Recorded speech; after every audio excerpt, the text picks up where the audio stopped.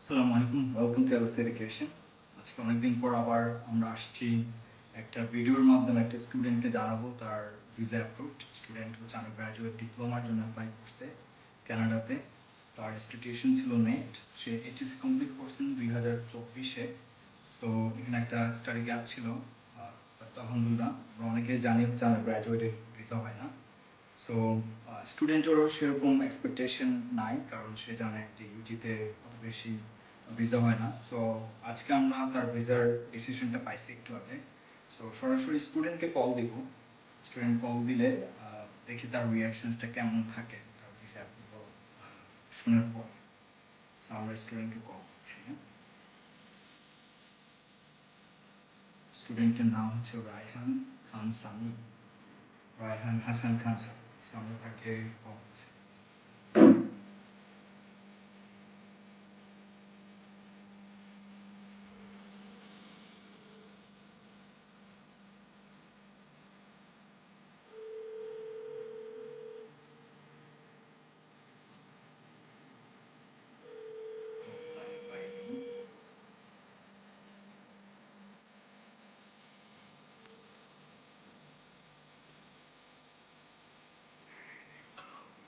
হ্যাঁ সামি, ওই যে আপনার মনে হয় নেটওয়ার্কের সমস্যা হচ্ছে, আমি এই জন্য অনেকের নাম্বার থেকে।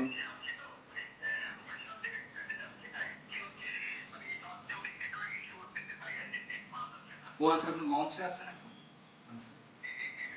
ও আচ্ছা, না আঙ্কেল কল দিছিল তো ওই যে আপনার টিউশন ফিজের তো ডেডলাইন হচ্ছে এপ্রিলের 14 তারিখ, রাইট? সো ওই বিষয়টা আঙ্কেল মাহমুদ টেনশন কল দিছিল, আমি নেটে ছিলাম না।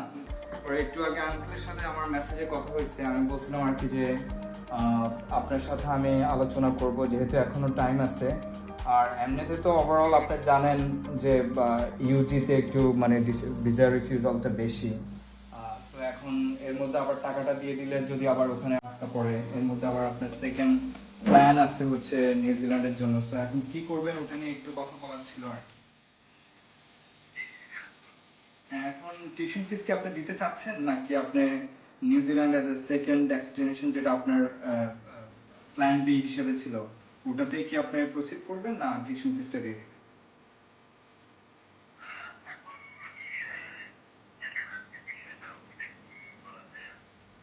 এখন ভাই আপনি তো জানেন, আমরা তো শুরুতেই বলছি আমরা আমাদের চেষ্টাটা করব।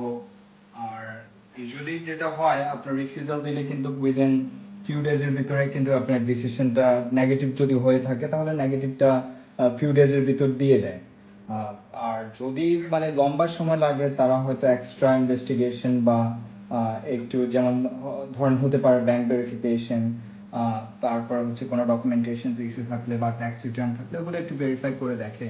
এই জন্য অনেক সময় একটু দেরি হয় আর কি। সো এখন আপনি কি ওটার জন্য ওয়েট করবেন না আপনি নিউজিল্যান্ডে প্রসিড করবেন, যেহেতু নিউজিল্যান্ড তো ধরতে হবে জুলাই ইনটেক, আর আপনার তো অলরেডি অফার লেটার আছে। সো এই জন্য আর কি, এখন কি সিদ্ধান্ত আপনার?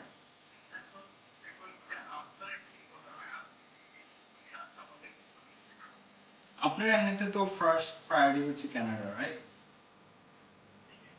এখন ওটা হলে তো মনে হয় ভালো হয়, রাইট? আচ্ছা।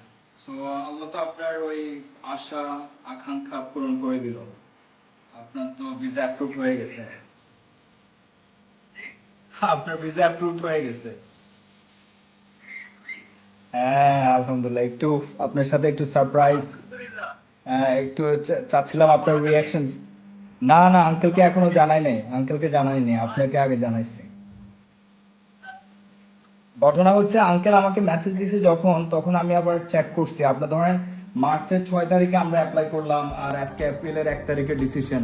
ইউজুয়ালি তো আরো সময় লাগে, কিন্তু আলহামদুলিল্লাহ আপনার তো উইদিন 1 মান্থের ভিতরে হয়ে গেছে। তো আঙ্কেল যখন আমাকে নক দিছে এর আগে আমি চেক করছি, কিন্তু ডিসিশন তখন দেয় নাই। কিন্তু আমি আঙ্কেল মেসেজ দেওয়ার পরে আমি বাসায় এসে চেক করছি, চেক করে দেখি যে আলহামদুলিল্লাহ হয়ে গেছে আর কি। আলহামদুলিল্লাহ। না না, আপনি আবার উনাকে আরেকটা সারপ্রাইজ দিয়ে দেন।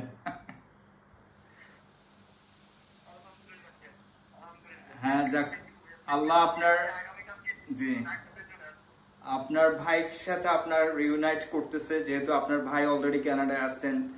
যাক, উনার সাথেও আপনার ভেরি সুন মিট হবে ইনশাআল্লাহ। ইনশাআল্লাহ জি, আমি ওই যে আপনার পাসপোর্ট রিকোয়েস্ট লেটারটা পাঠিয়ে দিচ্ছি, আর এখন জাস্ট হচ্ছে আপনার পাসপোর্টটা জমা দিতে হবে, দ্যাটস ইট, আর কিছু নাই আর কি। হ্যাঁ আচ্ছা ভাই, তো again congratulations, wish you all the best to your new journey to Canada. You're welcome. হ্যাঁ, আল্লাহ হাফিজ ভাই।